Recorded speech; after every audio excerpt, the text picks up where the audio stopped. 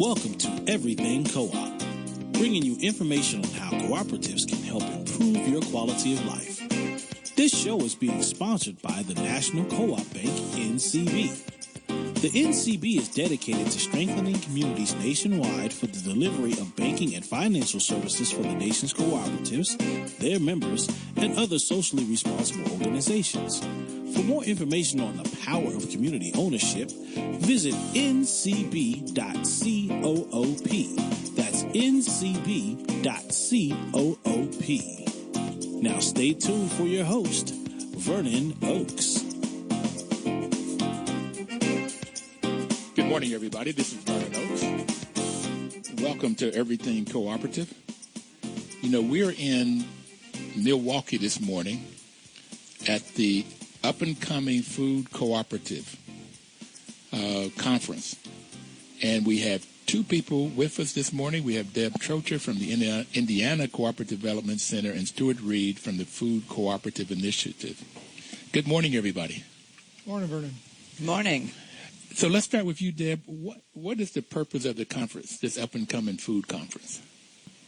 Well, the whole point in the conference is to make sure that we provide an opportunity for people who are starting food co-ops to come together to get professional workshops as well as peer workshops, opportunities for networking in an environment that's full of enthusiasm and excitement in Milwaukee. Fantastic. So how did it get started? That's an interesting story. About 10 years ago, I was working with a couple of startups, and George Huntington, who was the general manager at Blooming Foods at the time, was also working with some startups. So we decided to partner to put together a conference. So that first conference in Bloomington about 10 years ago had 35 people. Okay. And it was originally intended to be just a little regional conference, and it has now grown to be a national conference in scope with attendees from Alaska, from the West Coast, the East Coast, the Midwest, and in the South. So we've got people coming from all over the country to Milwaukee today, well, for the weekend. So you started with 35 people. 35 people. How many do you have this conference? This year we'll have about 250. Fantastic. That's like 8 times growth. Yeah. Okay. It's been really fun, really exciting to see the growth. And so these are people starting food cooperatives. Correct. Okay. And Stuart, would you, from the Food Cooperative Initiative, what is a food co-op? A food co-op. That's a great question. Well, for us, we're talking about community-owned grocery stores that have retail space. There's other kinds of food co-ops that may be more like buying clubs, but we work with the ones that want to start retail storefronts. So that's our definition. Okay. Who owns it, the food co-op? The members of the co-op or the members of the community that use the co-op are the owners. They invest a relatively small amount, ranging from $75 to $300 typically as an owner share, and that buys their personal share of the business, and they are truly a part owner. So it is a co-op in every sense of it. If it's owned by the people that use the services. That uses the services, it's a consumer co-op. Right, that's correct. If it's owned by the employees, it's a worker co-op. Yes. And most food co-ops are owned by the consumers. Almost all of them, yes. There's a few. There's only a couple that are worker-owned, and there are a couple more that are hybrid, with both consumer and worker ownership. Okay. How did you get into this work? Well, I got interested in food co-ops back in my college days when I was shopping at one, and got a part-time job, and that bit turned into a full-time job and turned into a career. So it's just been one step after another along the way. And that was a couple of years ago, right? That was, more than a few. Okay. So I'm going to ask you this question right here, because it's right here. Do you like what you do? Oh, I love it. Best job I ever had. Is it the only job? No, I've had a few different roles in the co-op world and outside of it, for that matter. And I keep coming back to co-ops, and have spent most of my working life there. But helping other people start new food co-ops is a real joy. Okay. So, Deb, you guys, you're in Indiana, you're Indiana Cooperative Development Center, but you're up here in Milwaukee. Why is that? Why? Good question. Well, a couple reasons. The space that we had in Bloomington, we outgrew. So we were looking for a larger space, and we also need a very strong local food co-op as a host.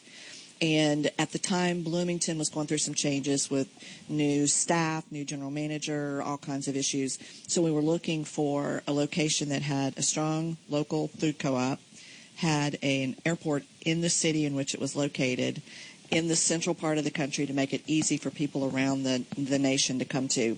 And that's how we settled on Milwaukee. So who's the host? Outpost Natural Foods. Outpost Natural Foods. And they are an absolutely awesome food co-op. They've been extremely generous with their time, with their talent. This year we have 41 staffers and board members from Outpost who will be volunteering at the conference. So what do they do? Room monitors. So they make sure if anything goes wrong in the room, they can help troubleshoot that. They also help with registration. We're doing a tour of the Sherman Phoenix facility here in Milwaukee, and the general manager is leading that tour. They do a lot of behind-the-scenes things with some of the printing, coordinating the whole conference. So they do a variety of things. They're indispensable. Well, if we have time, I want to come back and talk about that tour. So they're doing a lot of the work. What is the Food Co-op Initiative? Stuart, can you tell us what that is? Well, the organization itself is a nonprofit that was set up to help communities start co-ops so that they wouldn't have to try to figure everything out on their own. There would be a source for guidance, and we publish resources and do training events like this one. Everything we can think of that will help people to more successfully open new food co-ops is basically our mission. Why is there a need, or why do people want to start food co-ops? There's a lot of reasons. Increasingly, we're seeing it as a need in communities that are underserved. Right now, we're getting a lot of inquiries from urban communities, often communities of color, where mainstream grocery stores may have left the community, or there's a lot of party stores and small outlets at high prices and poor food selection, but not a good full-service grocery store. So there's a lot. That's one reason why people would look for a co-op. The same kind of thing is happening in smaller rural communities. Ironically, the grocery stores are leaving, people are retiring, and to save that little community store, which is a real hub of community activity often, cooperative solution is one of the ways that people seek to do that. And then we continue to get inquiries and interest in college communities and everything in between, where maybe there's just a real interest in the co-op model as well as natural food or specific product mix that a co-op might offer. So in the food co-op, the consumer who owns it can say what's on that shelf. Yeah, through a board of directors. I mean, it's not like they take a vote of the membership to decide what's going to be stocked, but it's the will of the membership as expressed through the board they elect, sets policy, determines what is going to be done in terms of products and services, and then they empower a general manager and staff to actually make that happen. Not all co-ops are natural food by any means. There's quite a few that are mixed inventories or more traditional inventory of the products you'd see in other supermarkets. Okay. So these food co-ops will get started. And I've talked to, before the food co-op started in Jackson, Mississippi, and in Greensboro, North Carolina, that started. And we've also had on the show somebody from Flint, Michigan that's starting one, and Detroit that's starting one. So it does seem to be this activity in brown and black communities. Yes. And in D.C., there's one starting in Southeast D.C. Hispanic co-op starting in a Denver neighborhood right now as well. So it's food deserts is what they're called. That's the term I was looking for. Yeah. Okay. So low income, low access is what the USDA calls it, and food desert is the common term I think that most people use, although I've occasionally heard people react to that poorly. It's not that it's a desert. There is food. It's more of a food swamp. You've got food, but it isn't good food. Not nutritional food. Right. You can get soda pops and beer and cigarettes. Beer and cigarettes. Okay. And perhaps some fast food, but not greens. Yeah, all the chips you could eat. All the chips, right. So, Deb, this conference, what are some of the kinds of things that you will be talking about this conference? Okay, so we have 6 tracks. So we have a track for like board and organizing, for case studies. The case study track is a really popular track because that's a peer track.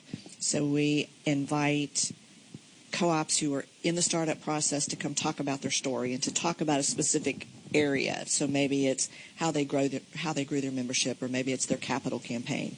And the people who are here really love that peer interaction because it helps them see, hey, they're going through something that we're going through, and maybe there's some lessons to be learned here.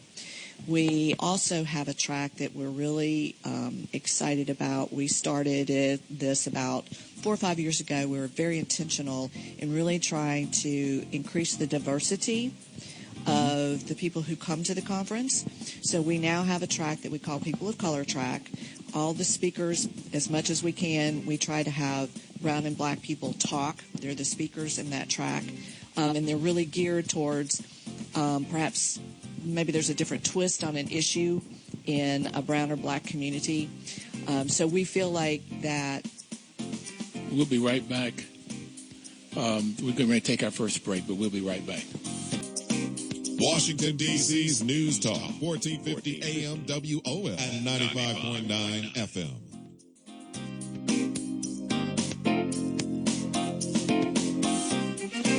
Welcome back, everybody. This is Vernon Oakes. The program is Everything Cooperative, and we're in Milwaukee, Wisconsin, with Deb Trocha, who is the Executive Director of Indiana Cooperative Development Center, and Mr. Stuart Reid, who is the Executive Director of the Food Cooperative Initiative. And we're talking about the up-and-coming food co-op, which are people around the U.S. that are looking to start food co-ops. And the National Co-op Bank sponsors this program. NCB's mission is to support and be an advocate for America's cooperatives and their members, especially in low-income communities, by providing innovative financial and related services. And so before we took the break, Deb was talking to us about the co-op and some of the tracks, and she had just told us about the co-ops and people of color. And we talked about the case studies track. Can you continue to tell us, Deb, about what goes on here? Yes. One thing that we're really excited about this year is we have identified about 12 workshops that will be simultaneously translated into Spanish. NCB helped us with the funding to make that happen.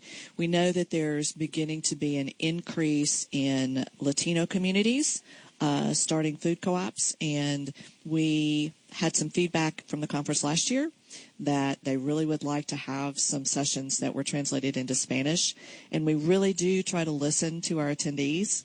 So this year, we're trying that out. We know it's going to take some time to build up the audience to continue to diversify our attendees, but we're really excited to be able to offer that translation service this year. So 12 of your classes will be translated. How many classes are you having also? 50 plus. We have 3 this afternoon, and then over the course of Friday and Saturday, another 50. So 53. It's jam-packed. Yeah. Something for everyone. So that's 23% of them are going to be translated into Spanish. Mm-hmm. And you're looking to grow that and looking to grow the number of Spanish-speaking people that come here. Yes, that's our hope, our goal. Fantastic.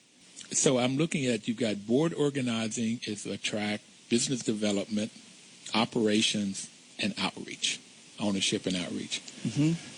So can you tell us a little bit about what you have going on in those tracks? Each of those tracks will have workshops that relate to those particular topics. Like in board organizing, help me out here, Stuart, because I don't have my agenda in front of me. There will be topics specifically geared towards boards and early organizing efforts.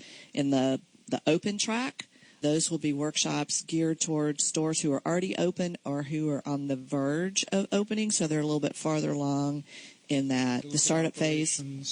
Yep.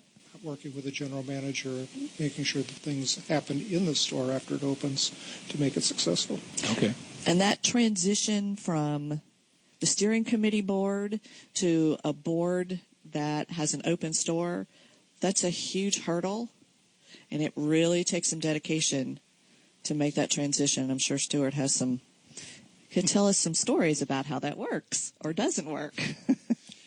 I don't think you want to take the time for that right now. But I'm not sure. That's where it gets to be interesting. Yeah. Okay. And the ownership. I'm talking about how you grow ownership.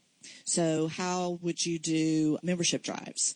How do you really get out into the community and let people know that you're starting a co-op? How do you continue to keep the community engaged and involved in order to grow the member owner base for the co-op? I saw one title that interests I was very curious about on your board and organizing. You have one that called Path to Effective Governance. Mm-hmm. Path to Effective Governance. What is that about? What's that content? That sounds exciting. I'm glad people find governance exciting. I do, but maybe most don't, but I do. Right. No, it's since a board of directors is responsible for meeting the owner's, understanding the owner's needs and directing the staff of the co-op, that's that focus point right there of governance has to be effective. They have to hear well, they have to interpret that, and they have to be able to manage a general manager in a way that allows the manager to meet those needs that have been expressed without overly constricting his or her ability to be innovative and creative in doing it. So a board that started out trying to get a store open, very hands-on, trying to make sure that they could raise the money and build the ownership to a level that could support a store, has to switch over into being hands-off and just overseeing and guiding a general manager, but not doing the day-to-day work. And that transition sounds, it could be difficult. That's the transition she was referring to that can be very difficult, as well as you've got two different kinds of effectiveness. The organizing time requires a different skill set and a different attitude, I think, than after you open and you're just overseeing management and maintaining the integrity of the store going forward. It sounds like you almost need two different boards. You need a lot of training so that the board is prepared for that. That's what this workshop is addressing, that be aware you are going to have a changing role here and be ready for it. And a lot of boards do have some pretty significant turnover after a co-op opens. The people that were involved in starting the co-op will find that they're no longer as engaged, that the things have changed from what they were really excited about. And it's perfectly appropriate for the board to have some transition at that stage and to move into a long-term relationship with the ownership and the general manager that ensures its success. Well, in my day job, I am a property manager. Yeah. So I'm in that role of the general manager. And I have learned that the co-op runs better, housing co-op, food co-op, if there's good governance. Absolutely. And they know that role of not micromanaging, but guiding and governing and holding me accountable and also evaluating to see how well are you doing. But that kind of more of a management role as opposed to a doing role. So that's why it's important to me, this governance. And with a newly opened co-op, it's very vulnerable. Cash flow is almost always tight. Tight or negative? Well, it's usually negative the first year, and that has to be planned for, but it's not uncommon. But if the board isn't keeping an eye on the finances and the general manager's ability to manage that early vulnerable stage, things can go wrong quick. So it's really an important role. So what is business development like? What is that one? A lot of that is going to be where we do talking about working with your lenders, which is, as Stuart just mentioned, cash flow is important. It's critical that you develop a good relationship with your lender. You don't want to wait till the last minute to approach a bank and try to get funding for your startup. So bringing that lending institution along as you're developing the co-op is a wise move. I'm not sure that all of them do that, but it's in their best interest if they do.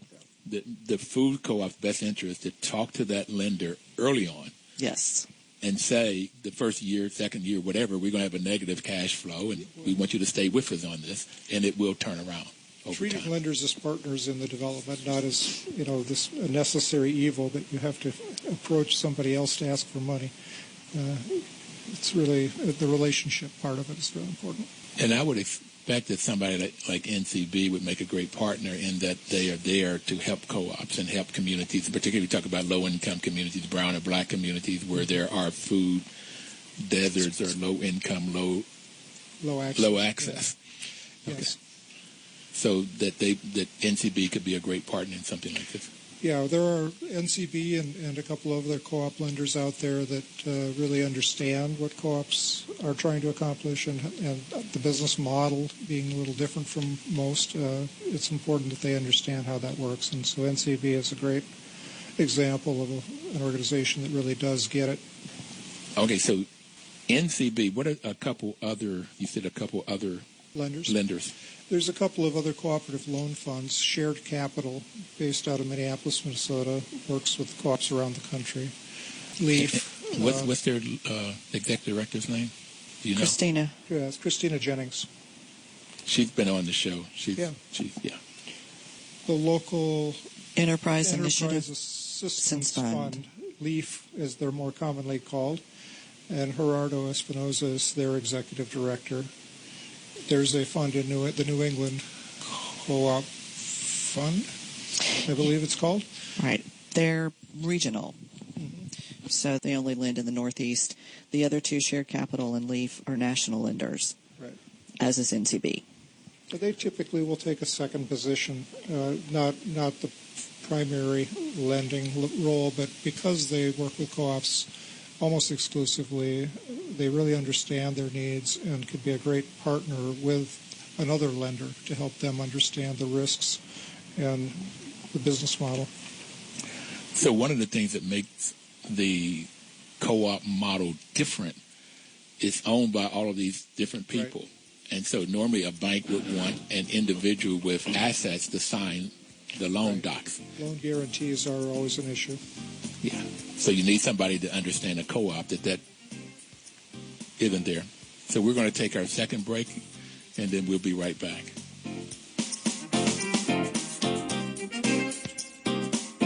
Washington, D.C.'s News Talk, 1450 AM WOS and 95.9 FM.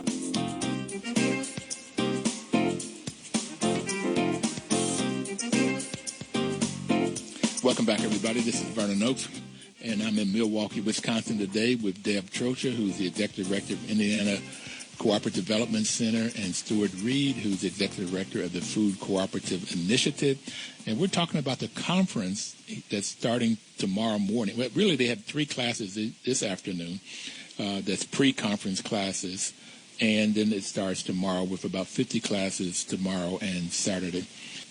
It's up and coming are food co-ops that are getting started, and they're getting started all over the U.S. and Alaska, and they have about 250 people today. When they started this 10 years ago, there was only 35. So it's been growing, and the interest is there. And we're also talking about in black and brown communities like D.C., Michigan, Flint, Jackson, Mississippi, all throughout North Carolina, Greensboro, so all throughout the U.S. So that brings up the question, Stuart, of how many food co-ops, or where are food co-ops in the U.S.? Is this all in the East Coast and the North, South? Where's the food co-op? Well, food co-ops are spread across the country, and they pretty much follow where the population centers are. I mean, it's pretty evenly distributed, although there are some areas like Minnesota, Wisconsin that have historically had strong co-op development where there are more co-ops. Twin Cities and Minneapolis, St. Paul, for example, have about 14 storefronts, and some of those are quite large co-ops. There's only 1 or 2 states in the whole country where I don't think there's an existing food co-op. So they're well distributed, and best estimates are there's probably around 300 and 350 open retail food co-ops in the United States. So there's about 350 food co-ops that is open. But I've always thought, I've heard somebody even on the program say that co-ops are for hippies that eat tofu. So. Well, a lot of the co-ops that began in this most recent wave of interest, which started a little over 40 years ago, almost 50 now, I guess, were started by alternative communities. Alternative communities, all right. People that were looking for alternatives to what was available in the food system. Natural foods, unprocessed foods.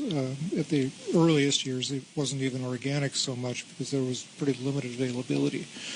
But they were buying in bulk and distributing amongst themselves and started storefronts from there. So that is sort of the origins in this wave. The previous wave of co-op development was more around the Depression era, and those are a few of those stores still survive. Those were conventional supermarkets. They just had community ownership as the differentiation. And most of those have closed in the decades since, but there's a handful that are still out there and still doing business. And we have new co-ops opening now that are also looking at being more like a conventional supermarket than a natural food store.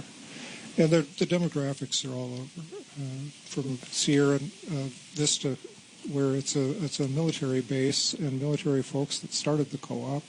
Not at all a hippie community, and to inner city neighborhoods and small rural communities that just want to have a place where people can have a cup of coffee in the morning and get their necessities without driving 40 miles. So it's the basic concept is that the co-op is there to meet the needs of the people that own it and use it. And whatever those needs are, it's a possible option for a co-op to do that. So the co-op meets the needs of the community, right. The people that are own it. That's core. Okay, that's why I like co-ops. That's one of the reasons. Yeah. And then if we had time, we could get into the values and the principles, which is another reason I like co-op. Absolutely. I like the ethical values of honesty, openness, social responsibility, and caring for one another. That just sticks right out to me.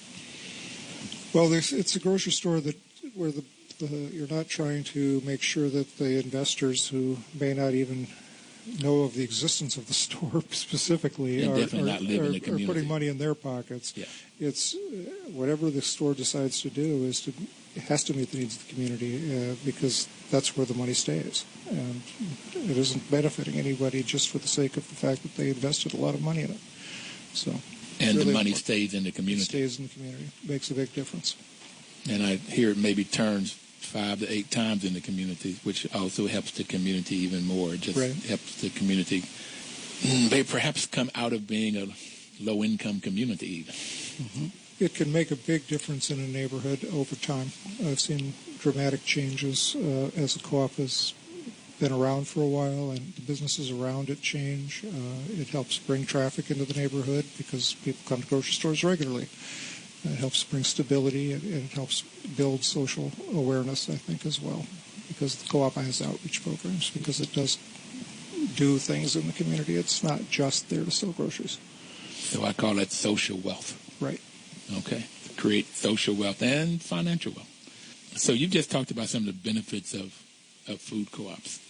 And somebody mentioned earlier, either you or Deb, that the food co-ops a lot of times is a hub, the center for the community.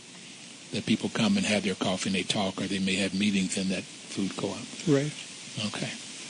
So is this the reason that folks choose food co-ops, or everything you just talked about? It's one of the reasons, yeah. I think there's a multitude. For some people, it's strictly, I like what you're selling here. I like the fact that you're buying from local farmers and local producers, and that I can help support those people and get really fresh products. For others, it's the political system. The business model is a motivating factor. For some, it's just, hey, it's a convenient local grocery store. Okay. They may not even know the business model is there. It's invisible in the background. Okay, how did these small co-ops, or I assume small, I do know there was a huge one in New York, a very large food co-op in New York. But how do they compete against the Walmarts and Safeways and Costco's and all of those things? Piggly Wigglies, I like that. That's a great question, and I don't like to think of it as a direct competition. I think, while we're both selling groceries, that's the common denominator. There's not a lot more that is common between what a Walmart does and a food co-op. Yeah, price-wise, it can be hard because the co-op is trying to be fair to a lot of people. It wants to pay its employees well. It wants to pay the farmers well so that they can continue working on the farm and producing this great local food. It wants to offer good prices. And it's how do you balance all of those stakeholders' needs? And the people that support co-ops recognize that, and sometimes they do pay a little more for some things. And I don't want to get the impression that co-ops are more expensive. Typically, a larger co-op can be competitive with most stores. Not every item all the time, but if you compare your shopping basket from one store with another competing store in the market, you're going to come out pretty well. And we don't always have that perception in the marketplace. So, but it is hard for small independents to be price competitive, especially when they're trying to meet these other needs. Meet the need of paying the employee a fair wage. Yeah, right. Give them opportunities to learn in the job, to grow in the job. We don't have centralized administrative offices in another state that's taking care of business. The jobs in the co-op are almost all right there in that one community, and there's opportunities for people to learn and grow, as well as just to be paid fairly for what they're doing. And then how you pay the farmers a fair price. Right. So that they can keep farming and stay on the farm. Yeah, so you've got a little bit higher labor cost, you've got a little bit higher cost for the goods you're buying, and you want to have the lowest price in town in addition. It's pretty hard to make that work. Mm-hmm. And it's amazing how well co-ops actually do keep the prices at competitive levels with those constraints. And the consumer, the one that owns the co-op, and others that come in, because you don't have to be an owner to shop at a food co-op. Generally not, right. So that makes me think there's some cases you do, but okay. There's a very, very, very limited number of co-ops that have a required ownership to shop in them. Okay. So getting those prices down may be difficult, except that people that own it know that the quality's there. So you're getting good quality on your table. Trust is a huge issue and in the food system right now. And the fact that co-ops are trusted more than other kinds of businesses is a real advantage. And they've earned that trust. I mean, I've had people actually say, I like to shop at the co-op because I don't have to bother to read the labels. Well, I don't encourage that perspective, mind you, but they assume that the co-op is going to be reliable in putting the kinds of products on the shelf that they've said they're going to sell. And speaking of reading the labels, I understand that co-ops were one of the ones that started that. Is that correct? Yeah, that's my understanding as well, although that actually goes before my time. The co-op label was created, I don't know when it first appeared, but there's co-op label products back from the 20s and 30s that people collect the old containers, in fact, as it's a hobby. But they started truth in labeling as part of the co-op model for the products that they private labeled with co-op. So that the members then said, I want to know what's in this. Right. And they tell their... It would be there. And before it was required that you list all the ingredients, for example, and contents, and the co-ops were doing that. Great. So there's a lot of great reasons why a food co-op. Now I need to know, if I wanted to start a food co-op, what would I do? Give me a call and I'll walk you through it. You get a group of people in your community together that have time, energy, and excitement about the idea, and that can reach out and engage other members of the community. Because it's a community-based organization, you have to really start there, getting the community behind the idea. Identify what that need is that the co-op is going to solve for you. Why do we need a co-op in this community? If you can answer that question well, then you can get people involved. But do you have anything on a page or something that I could say, okay, here's my checklist of what I've got to do to do this? We've got so much on our website in our resource library that you could keep you awake at night for months. So tell the folks out there, what's your website so they may want to go? Okay, we're at FCI, which is the initials for our organization, Food Co-op Initiative, fci.coop. Oh, that's easy. Okay. That's easy. And if you go to the homepage, you'll see a link to both our guide to starting a co-op and to our broader resource library where we have hundreds of other documents and guidebooks and tools. Okay. So I'm going to go back to Deb now. Indiana Cooperative Development Center. Mm-hmm. Right? Got it. Got it. So you all develop more than food co-ops, I assume. Right. What are some other kinds of co-ops that you all help develop? So it could be a food hub, which is a little different than a food co-op. It could be a housing co-op. It could be a child care co-op. It could be a worker co-op. It could be an ag co-op. Basically, you come up with an idea, you can create it as a cooperative. So the Food Co-op Conference kind of grew out of a need, so we've kind of spent a lot of time on that. But we tend to work with just about any kind of co-op that walks through the door. We don't tell anybody no. If we don't have the capacity in-house to provide assistance, then it's my job to find them the resources to help them start whatever kind of co-op they want to start. Okay. So I am wanting to start a band. A band. Mm-hmm. And I want to make my band into a co-op. Could do that. Can we do that? Absolutely, you can do that. I don't think I've ever heard of it. But I haven't either. But I will tell you that one of my counterparts in Minnesota, Kevin Edberg, he helped create a movie theater co-op. So it's a community-owned movie theater. The people who owned it were ready to retire, didn't want to do it anymore. So the community came together to keep that resource in the community so it didn't leave.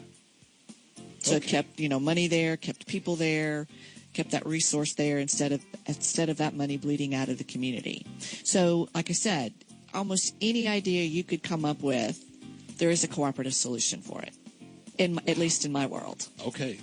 I got your word. I mean, I was half joking when I talked about this band because I don't play any kind of instrument. And you don't want to hear me sing.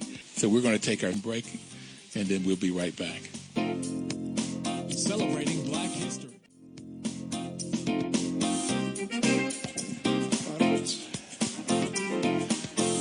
Welcome back, everybody. This is Vernon Oakes, and we're talking about the up-and-coming food cooperative. And right before we took our final break, we were talking to Deb Trocha about the kinds of co-ops that Indiana Cooperative Development Center sees, and she has it in her world that if you want to start any kind of business, it can be a cooperative. Absolutely. Okay.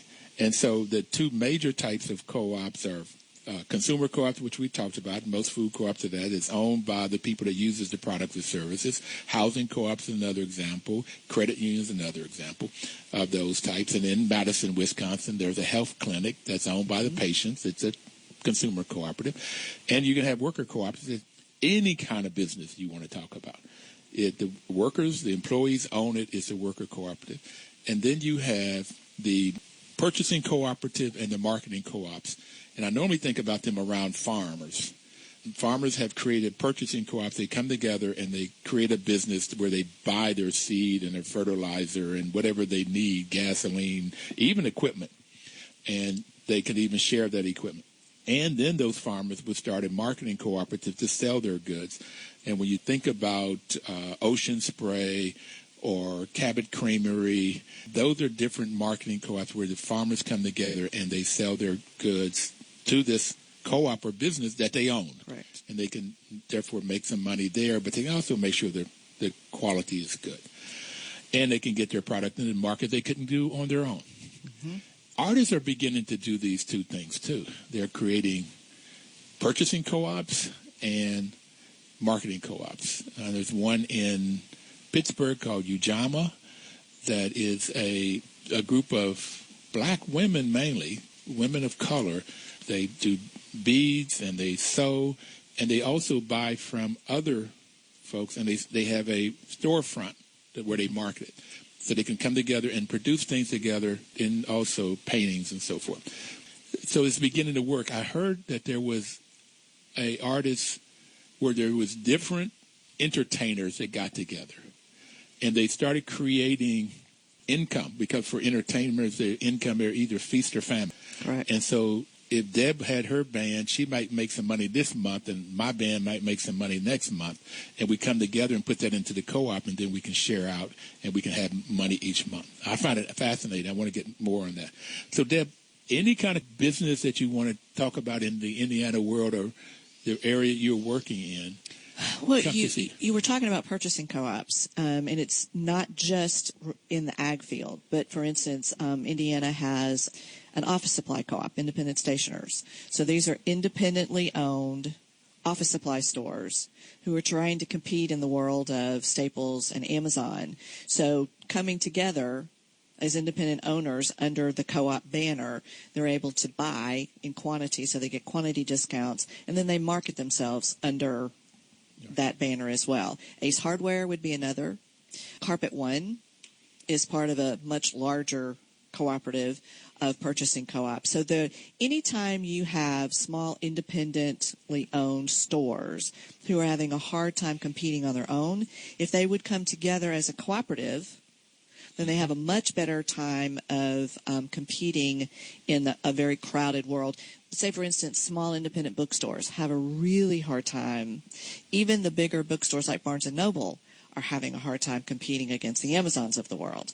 So if those small independent bookstores came together, then they could order in larger quantities, then they can be a bit more price competitive. Mm-hmm. They can also do some marketing together. So it really helps to stabilize the playing field. Right. When you have such intense competition in a particular market segment. The food co-ops have their own version of that in the National Co-op Grocers, which is a membership organization, contracts with suppliers, including United Natural Foods, for all of their members. So they are, in essence, buying as a group and getting better pricing. And they also provide other services. So they think more or less a shared services co-op as well as a purchasing co-op. So this sounds like, at least I have it, that co-ops are perhaps the best form of business for communities to solve their problems. Well, we think so. Like to think so. Okay, so we all agree. How do we get the knowledge out more? This is why NCB is sponsoring this program, to get knowledge out about it. But how can we get more and more information about co-ops and promote co-ops? Well, I think the people that are using them and loving them are the best way to do that. Word of mouth, talking to your friends, bringing them into the store with you when you come, and getting them involved in any kind of co-op business that you're involved in is a great way to spread it.